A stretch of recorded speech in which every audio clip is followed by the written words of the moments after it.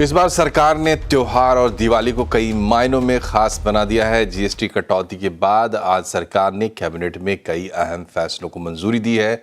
सरकार ने रेलवे कर्मचारियों के लिए प्रोडक्टिविटी लिंक्ड बोनस का ऐलान किया है। इसके साथ ही शिप बिल्डिंग और मैरीटाइम डेवलपमेंट रिफॉर्म के लिए करीब 70,000 करोड़ की मंजूरी दी गई है। चुनावी साल में बिहार को रेल और सड़क का तोहफा भी मिला है और मेडिकल एजुकेशन के लिए भी एक बड़ी राशि मंजूर की गई है। करीब 95,000 करोड़ रुपीस के टोटल फैसले आज के कैबिनेट मीटिंग में हुए हैं। कई सेक्टर्स को कवर करते हैं ये फैसले। रेलवे, हाईवे, रेलवे के बोनस का विषय है। शिप बिल्डिंग बहुत बड़ा रिफॉर्म है। शिप बिल्डिंग में हमारी ह्यूमन रिसोर्स जो रिसर्च एंड डेवलपमेंट एक्टिविटीज के लिए, रिसर्च एक्टिविटीज के लिए फेलोशिप का प्रोग्राम और मेडिकल एजुकेशन में नंबर ऑफ सीट्स को बढ़ाना। ओवरऑल बहुत बड़े फैसले लिए गए। तो ओवरऑल जो बहुत बड़े फैसले लिए गए हैं उनकी डिटेल बता रहे हैं लक्ष्मण रॉय। और सबसे पहले जानिए कि शिपिंग सेक्टर को लेकर जो बड़ा बूस्टर आया है उसकी डिटेल क्या है। दरअसल एक जमाना था जब जहाज के मामले में, शिप के मामले में भारत का दुनिया में डंका बोलता था, लेकिन समय के हिसाब से शिप के मामले में भारत दुनिया पर निर्भर होता गया। तो एक बार फिर से उस विरासत को हासिल करने की कोशिश की गई और कैबिनेट ने 3 महत्वपूर्ण प्रस्तावों को मंजूरी दी है। ये दरअसल न सिर्फ शिप बनाने की क्षमता को बढ़ाएगा बल्कि शिपिंग सेक्टर के लिए बुनियादी सुविधाएं, एक इकोसिस्टम बनाने में मदद करेगा, क्योंकि यहाँ पे 3 अलग अलग करीब 70,000 करोड़ रुपए की स्कीम को मंजूरी दी गई है। एक स्कीम है ship building financial assistance scheme. इस पर करीब 24,776 करोड़ रुपए सरकार यहाँ पे खर्च करेगी। इसके तहत शिप बनाने के लिए जो कंपनियां अपना प्लांट लगाएगी उन पर सरकार एक कह सकते हैं कैपिटल सपोर्ट करेगी। कहीं किसी में 10%, किसी में 20%, किसी में 25%। वो शिप के साइज के हिसाब से तय होगा। अगर पुराने शिप हैं उसको आप अगर रिसाइकिल करने के लिए डालते हैं, शिप ब्रेक करने के लिए डालते हैं, तो शिप ब्रेकिंग इंडस्ट्री को भी बढ़ावा मिलेगा। यहां भी सरकार एक तरह से इंसेंटिव देगी इस स्कीम के तहत। इस पूरे स्कीम का नाम सरकार ने नेशनल शिप बिल्डिंग मिशन का नाम दिया है, ताकि शिप बिल्डिंग में भारत दुनिया में फिर से अव्वल स्थान प्राप्त कर सके। दूसरी जो महत्वपूर्ण स्कीम है इस शिप बिल्डिंग को लेकर के, वह मैरीटाइम डेवलपमेंट फंड, यानी समुद्र के किनारे के इलाके जहां पे शिप के लिए काफी कह सकते हैं अनुकूल माहौल होता है, वहां पे शिप के लिए बुनियादी सुविधाएं, मैरीटाइम को डेवलप किया जाना है। उस पर करीब 25,000 करोड़ रुपए सरकार खर्च करेगी मैरीटाइम इन्वेस्टमेंट फंड बना करके। इसमें सरकार की भी हिस्सेदारी रहेगी, निजी निवेशकों की भी हिस्सेदारी यहां पर होगी जो वहां पे पैसा डालेंगे। एक तीसरा है शिप बिल्डिंग डेवलपमेंट स्कीम, यानी शिप जहां पे बनाया जाएगा, क्लस्टर बनाया जाएगा, उसके लिए बुनियादी सुविधाएं, सड़क जैसे या फिर वहां के लिए कुछ विशेष जरूरतें हैं, उन जरूरतों को इंफ्रास्ट्रक्चर के तौर पर सरकार डेवलप करेगी 19,989 करोड़ रुपए में। इतना ही नहीं, शिप सेक्टर से जुड़े हुए जितने भी कायदे कानून हो उनको और ज्यादा आसान बनाया जाएगा ताकि विदेशी निवेशक यहां पर आ सके। पूरी कोशिश यह है कि अगले 10 साल में, चूंकि 10 साल के लिए ये तीनों स्कीम है, तो अगले 10 साल में 2,500 से ज्यादा शिप बनाने की क्षमता यहां पर पैदा हो जाए, शिप बनकर तैयार हो जाए। ये सरकार की तैयारी है और 30 लाख से ज्यादा लोगों को रोजगार मिलने की यहां पर संभावना है। तो ये थे शिप बिल्डिंग और शिपिंग इंडस्ट्री को लेकर बड़े फैसले। इसके अलावा भी फैसले हुए हैं जो सीधे जनता को टच करते हैं। उसकी डिटेल क्या है, आइए देखते हैं। चूंकि बिहार में चुनाव होने, तो बिहार से जुड़े हुए कोई भी प्रस्तावों को मंजूरी मिलती है तो काफी ज्यादा सुर्खियां बटोरती हैं। तो 2 महत्वपूर्ण प्रस्ताव है जो बिहार से जुड़े हुए हैं। एक है बख्तियारपुर राजगीर तिलैया रेल लाइन, उसको डबल किया जाएगा। उस डबल करने के लिए करीब 104 किलोमीटर की लंबी लाइन है। यहाँ पे सरकार 2,192 करोड़ रुपए यहाँ पे खर्च करेगी, जो पटना और गया जो भी यहाँ पे जोड़ते हुए लाइन दिखेगी। तो एक महत्वपूर्ण फैसला लिया गया है जो बिहार से जुड़ा हुआ है। दूसरा बिहार से जुड़ा हुआ है वह है साहेबगंज और बेतिया सेक्शन पे जो नेशनल हाईवे है, वहां पे 4 लेन का नेशनल हाईवे बनाया जाएगा। करीब 79 किलोमीटर का नेशनल हाईवे होगा। यहाँ पे 3,822 करोड़ रुपए सरकार खर्च करेगी। एक दूसरा जो महत्वपूर्ण फैसला लिया गया वह रेलवे को लेकर के। रेलवे के जितने भी कर्मचारी हैं, जो नॉन गजेटेड कर्मचारी हैं, उनको सरकार 78 दिन का बोनस देगी। ये प्रोडक्टिविटी लिंक्ड बोनस होगा। इससे करीब 10,90,000 रेल कर्मचारियों को यहाँ पे फायदा होगा और सरकार करीब 1,866 करोड़ रुपए खर्च करेगी। एक और महत्वपूर्ण सेक्टर फैसला वह है मेडिकल क्षेत्र को लेकर के। एमबीबीएस के बाद जो पीजी की पढ़ाई होती है उस पर सरकार विशेष ध्यान देगी, उसके लिए सीटों की संख्या सरकार बढ़ाएगी। उसके लिए भी एक खास सरकार ने स्कीम को आगे जारी रखने का फैसला लिया है और उसका तीसरा चरण लागू करने का फैसला लिया है। तो मेडिकल क्षेत्र में जाने वाले लोगों के लिए और हेल्थ सेक्टर के लिए एक बड़ा फैसला। वाणिज्य मंत्री पीयूष गोयल ने कहा है कि भारत अमेरिका से ऊर्जा की सप्लाई और बढ़ाएगा। यूएस इंडिया पार्टनरशिप फोरम में पीयूष गोयल ने दोनों देशों के बीच सहयोग और व्यापार की असीमित संभावनाएं बताई हैं। India is a big player in the energy field, as Patricia just mentioned. We are big importers of energy from across the world, including of the US. We expect to increase our trade with the US on energy products in the years to come. And be close, trans, natural partners. Our energy security goals will have a very high element of US involvement, which will ensure price stability, which will ensure diversified sources of energy for India, and help us unlock limitless possibilities that the US on various fronts, energy and beyond. Supreme court ने builder bank गठजोड़ मामले में CBI को 6 और धोखाधड़ी के मामले दर्ज करने की अनुमति दे दी है।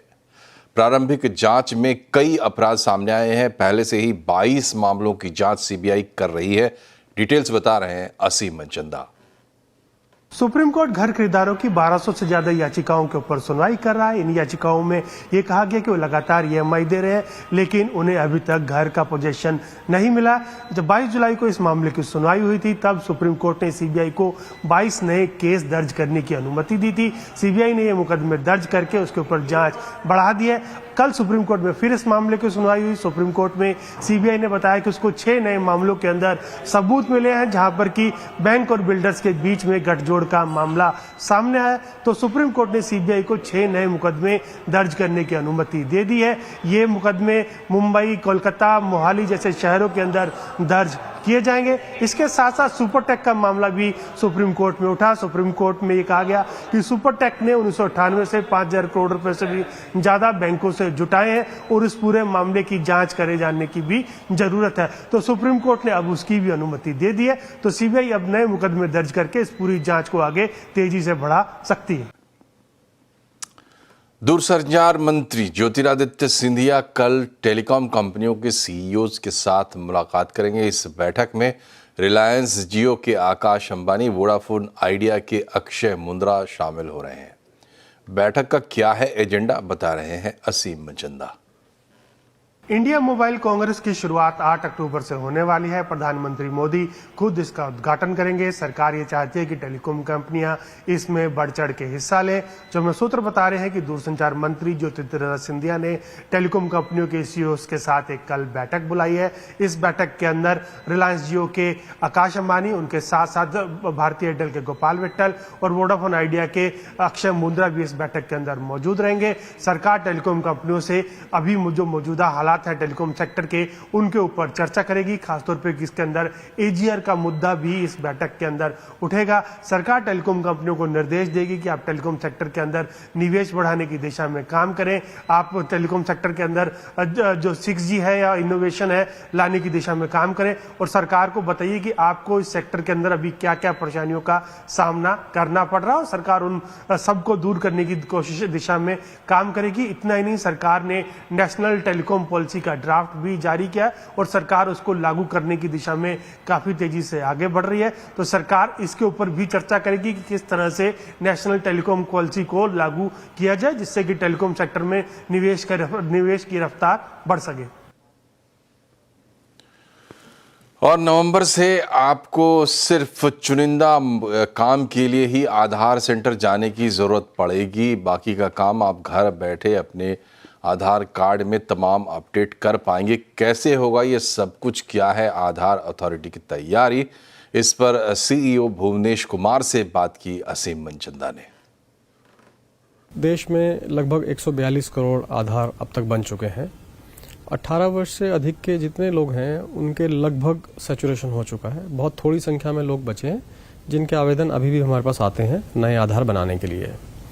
5 से 18 वर्ष के जो बच्चे हैं उनके लगभग 24% आवेदन हमारे पास आते हैं और लगभग 75% आवेदन अब जो आते हैं नए आधार बनाने के लिए वो 0 से 5 वर्ष की आयु के बच्चों के आते हैं। लेकिन जिन लोगों के आधार बन चुके हैं उनको उसमें कई तरह के परिवर्तन करने होते हैं। अधिकांश लोगों को एड्रेस अपडेट करना होता है। जैसे ही वो एक स्थान से दूसरे स्थान पर जाते हैं उनको अपना एड्रेस अपडेट करना होता है और फिर उनके बैंक वगैरह में भी जो है एड्रेस अपडेट करना होता है, तो बैंक भी आधार से एड्रेस अपडेट करते हैं। तो सबसे अधिक परसेंटेज इसी का होता है। ये सुविधा हमने ऑलरेडी ऑनलाइन अवेलेबल करा रखी है। हमारा जो आधार पोर्टल है माई आधार के नाम से और हमारी जो ऐप है एम आधार, दोनों पर एड्रेस अपडेट अवेलेबल है। इस पे सेंटर जाने की जरूरत नहीं होती है। दूसरी आवश्यकता होती है कि आपके डॉक्यूमेंट्स पुराने हैं या आपके डॉक्यूमेंट सही नहीं थे, जिसकी वजह से एक मैसेज आता है हमारे यहाँ से कि आप अपने डॉक्यूमेंट अपडेट करिए। तो जिन लोगों को डॉक्यूमेंट अपडेट करना होता है वो भी ये सुविधा ऑनलाइन कर सकते हैं। उनको भी सेंटर जाने की जरूरत नहीं है और ये सुविधा फ्री भी है।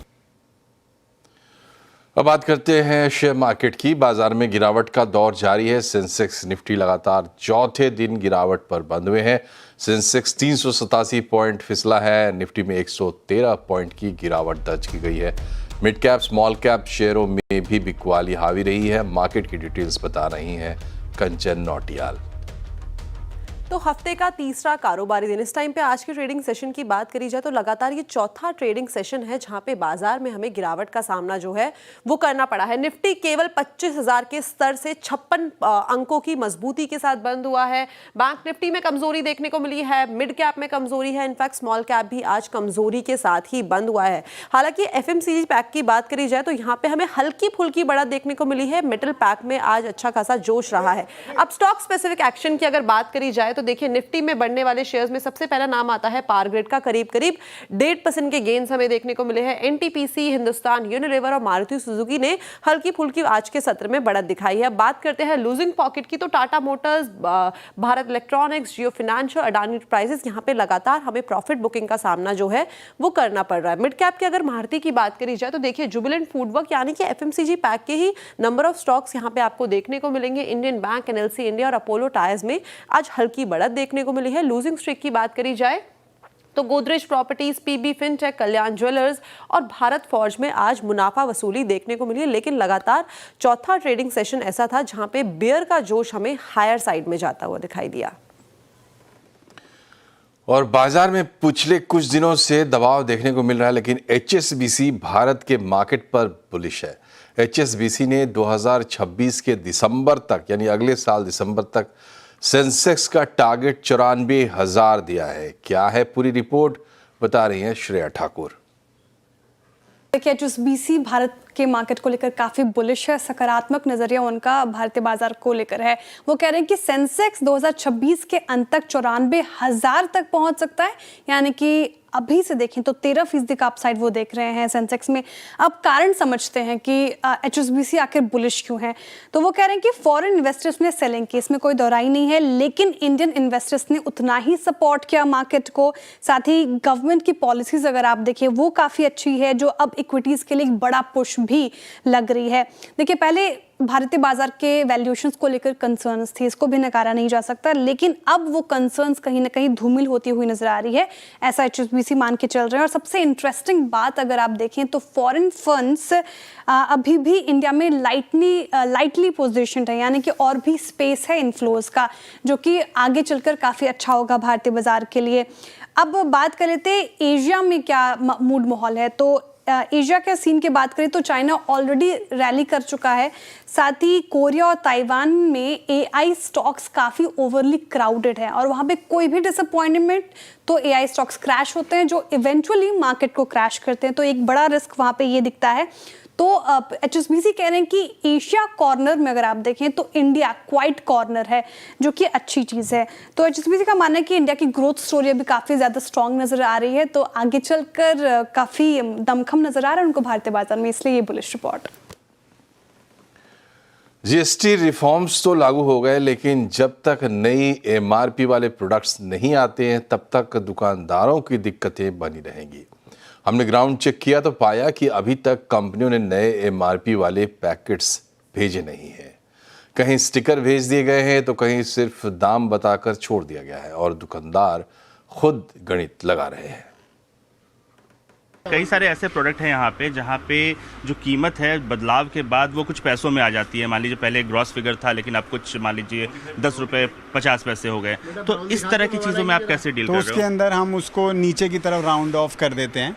50 या कुछ भी पैसे एक्स्ट्रा कस्टमर से चार्ज नहीं करते, थोड़ा सा कम चार्ज कर लेते हैं। ट्रांजिशन फेज में थोड़ी दिक्कत तो होगी, बट ओवरऑल सबके बेनिफिट के लिए ये होगा जी। और क्या अगर जो जिन आमतौर पे जो खासतौर पे जो छोटे प्रोडक्ट हैं, क्या कंपनियों की तरफ से आपको आ रहा है, क्या कर सकते हैं? क्या वो प्राइस कम करेंगे या वेटेज बढ़ाएंगे उसका?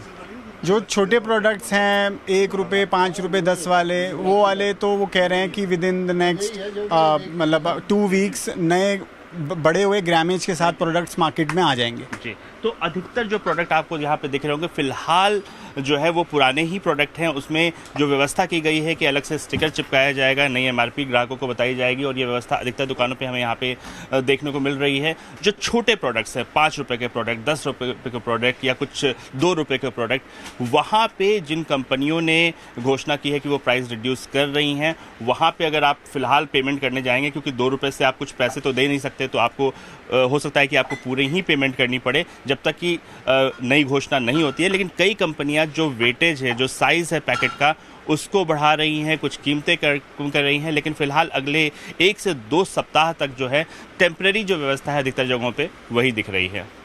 रोहन सिंह, दिल्ली। टूरिज्म को बढ़ावा देने के लिए जीएसटी 2.0 में टैक्स कटौती की गई है। होटल किराए सस्ते हुए हैं, इसलिए टूरिस्ट खुश हैं। लेकिन होटल इंडस्ट्री नाखुश है। सवाल उठता है कि आखिर क्यों? देखिए केतन जोशी की report.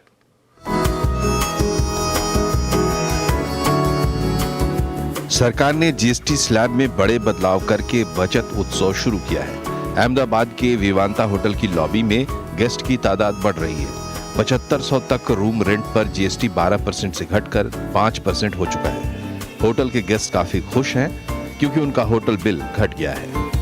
I personally travel across India almost 4 to 5 trips in a month, and this move definitely helps the individuals as well as the corporates, that their expenses will be down, so that will help them to invest some other way, and it is a very good move.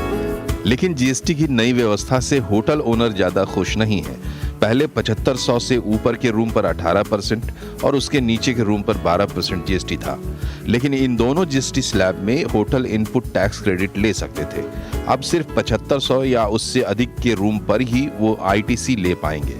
Hotel association के मुताबिक भारत के 75,000 top hotels में ज्यादातर 4 star हैं और वो ITC का लाभ नहीं ले पाएंगे। जीएसटी में जो बदलाव आया है कि होटल इंडस्ट्री में 2 ब्रैकेट है। 7500 तक के जो रूम थे जिसपे 12% जीएसटी लगता था, उसको घटा के 5% कर दिया। तो होटल ऑक्यूपाइड करने वाले गेस्ट को सीधा 7% का फायदा हुआ है, बट होटल ओनर्स को नुकसान है क्योंकि वो लोग इनपुट क्रेडिट नहीं ले पाएंगे। और ये industry highly capital intensive industry, एक हेयर ड्रायर से लगा के जनरेटर तक leasing, rental, air condition, TV कुछ भी खरीदो तो you will end up paying 18%, but आप उसको क्रेडिट नहीं क्लेम कर पाएंगे। तो ये कभी खुशी कभी गम वाली बात होगी। Consumer will be happy but hoteliers will not be happy. नए सिस्टम में एक रूम पर औसतन 500 से ज्यादा की बचत है। इस निर्णय से टूरिज्म बढ़ेगा और बाद में होटल भी खुलेंगे।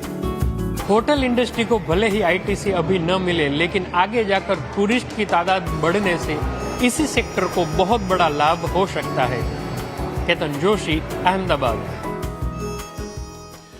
और आज आवाज अड्डा में चर्चा होगी बैटल ऑफ बिहार। कांग्रेस क्या गुल खिलाएगी? जरूर जुड़िए शाम 7:57 पर।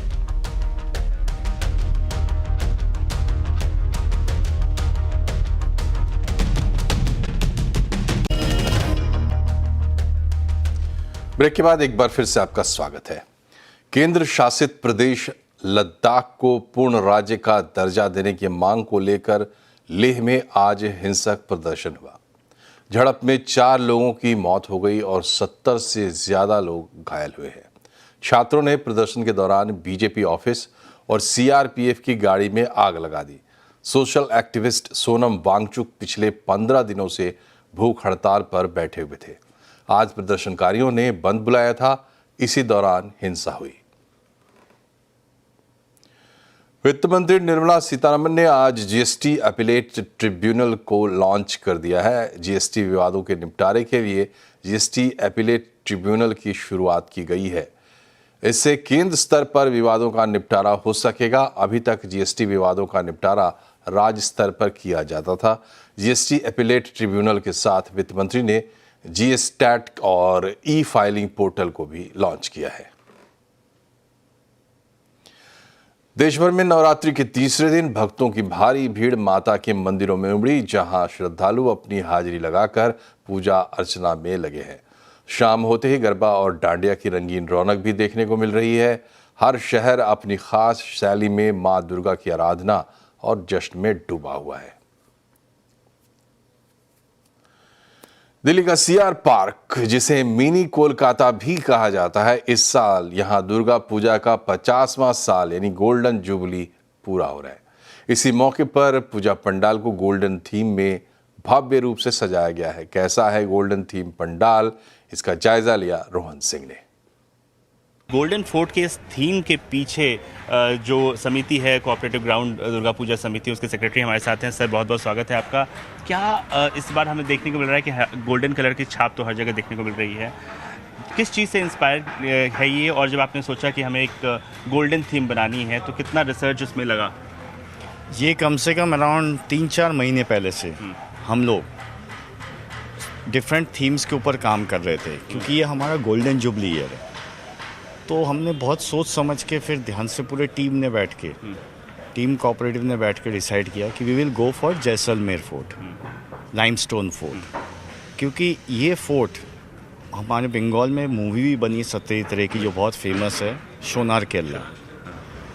ये सब सोच के हमने फिर ये थीम चुना, जिसके ऊपर हमने ये काम किया। जो अंदर आप ये जो पीछे हमारे ये सब बना हुआ है, ये जैन टेम्पल, दिलवारा टेम्पल के अंदर के उनको हमने दर्शाया है। तो हर साल ही इको फ्रेंडली पंडाल रहता है। Last 15 years 18 years we are getting the prize of varieties of price regarding the eco friendly. जो इको फ्रेंडली है एकदम, ये देखिए वुडन वगैरह everything, no plastic, nothing we are using here, you can see everything. तो ये हमारा हमेशा ही है, हम कभी भी कोई प्लास्टिक, थर्मोकॉल, एनीथिंग हम यूज़ नहीं करते। फिलहाल आखिरी चरण में है ये तैयारियां और कोशिश की जा रही है इसे जल्द से जल्द पूरा करने की। तो अगर आप दिल्ली में हैं, दिल्ली एनसीआर में हैं, तो यहाँ सीआर पार्क के कोऑपरेटिव ग्राउंड में ज़रूर आएँ और यहाँ जो दुर्गा पूजा मनाई जा रही है इसे ज़रूर देखें। कैमरामैन अखिलेश के साथ रोहन सिंह, दिल्ली। और इसी के साथ बुलेटिन में फिलहाल इतना ही, लेकिन खबरों का सिलसिला लगातार जारी रहेगा, इसलिए आप भी खबरों पर अपडेट रहिए और इसके लिए देखते रहिए CNBC आवाज़। साथ ही हमारे सोशल मीडिया हैंडल्स पर भी जुड़े रहिए। नमस्कार।